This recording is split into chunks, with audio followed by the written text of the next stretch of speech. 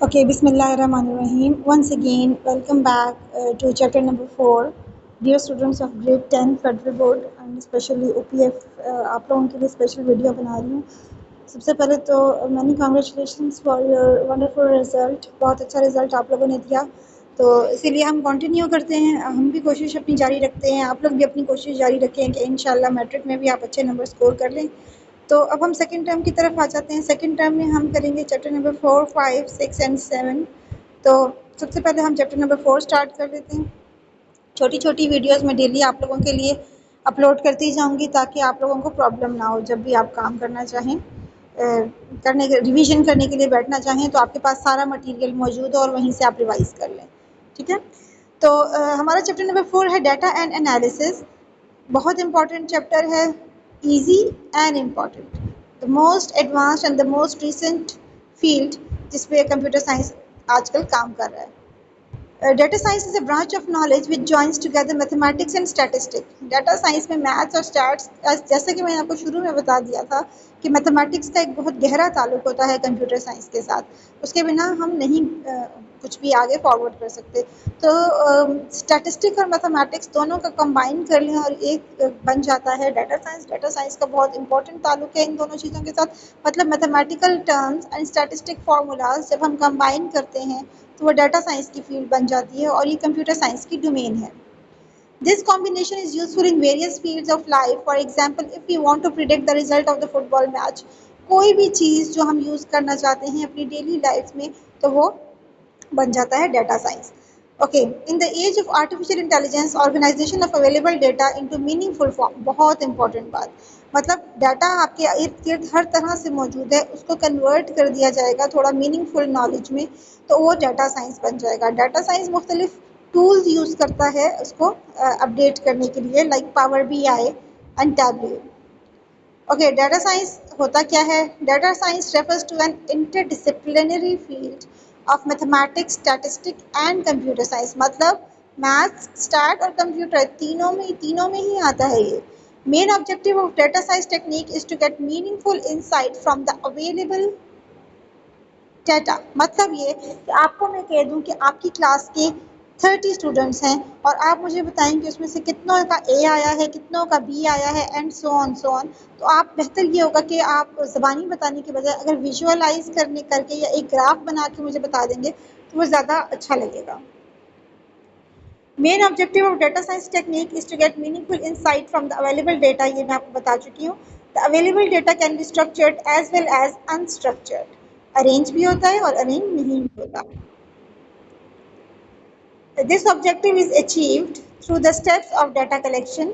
सबसे पहले data collect किया जाता है, फिर डाटा क्लीन किया जाता है, मतलब जो डाटा ज़रूरी नहीं है उसको रिमूव कर दिया जाता है।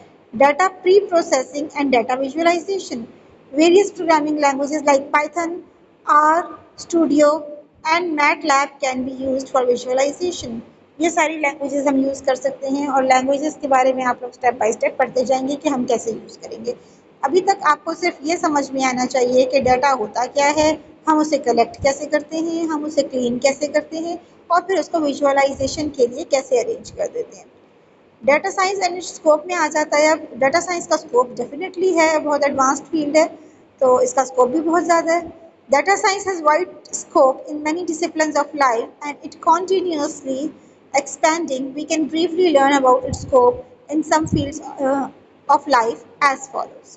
सबसे पहले हेल्थ केयर। ज़ाहिर है हॉस्पिटल्स का काम तो है ही, हो ही रहा है।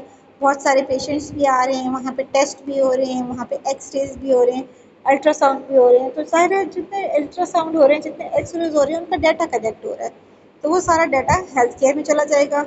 Sports, every kind of sport, cricket match है, फुटबॉल है, हॉकी है, कोई आपकी पसंद की स्पोर्ट ले लें, डाटा उसमें भी मौजूद है। फिर finance, in banking and finance sector definitely fraud detection में आ जाएगा, और इन्वेस्टमेंट स्ट्रेटजीज, ट्रेडिंग, जितना भी इसमें डाटा है वो आपका फाइनेंस में आ जाएगा। Good transportation, it helps in route optimisation and minimise delivery times. Transportation में हेल्प करता है, डिलीवरी टाइम को कम करता है। Data driven approach helps to reduce cost. It also helps in real time tracking of transportation of goods को transport यानी कि चीज़ों को एक जगह से दूसरी जगह ट्रांसपोर्ट करने के लिए इस्तेमाल हो रहा है। Airline, it helps in efficient route planning to reduce fuel consumption. It helps to improve services based on customer experience and feedback. Energy and utilities. It helps to optimize energy production and distribution. Real-time monitoring is useful for load distribution and facilitates immediate response for demand fluctuation. Energy and utilities के कामों में जहाँ जहाँ आपको energy produce करनी है या उसको डिस्ट्रीब्यूट करना है, कहाँ कहाँ डिस्ट्रीब्यूट करना है, अगर फ्लक्चुएशन आ रही है तो उसको कैसे हैंडल करना है, ये सारा काम भी डाटा है और डाटा को हैंडल करने के लिए डाटा साइंस की ज़रूरत पड़ती है. Then we have education. जाहिर है एजुकेशन में कितनी परफॉर्म, मैंने आपको एग्जांपल दी ए और बी ग्रेड्स वाली, तो वो एजुकेशन में आ जाएगा. इसके अलावा पिछला डाटा स्टूडेंट का लेके उसकी परफॉर्मेंस एवेलुएट कर सकते हैं. Communication media, it is used for content creation and distribution. Various approaches in sentiment analysis, social media monitoring and recommender system are few examples of scope of data science in media and communication sector. Then we have entertainment data.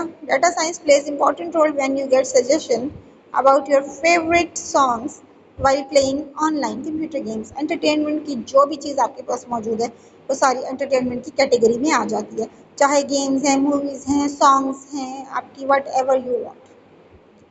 Business, जाहिर है business में भी बहुत ज़्यादा data होता है.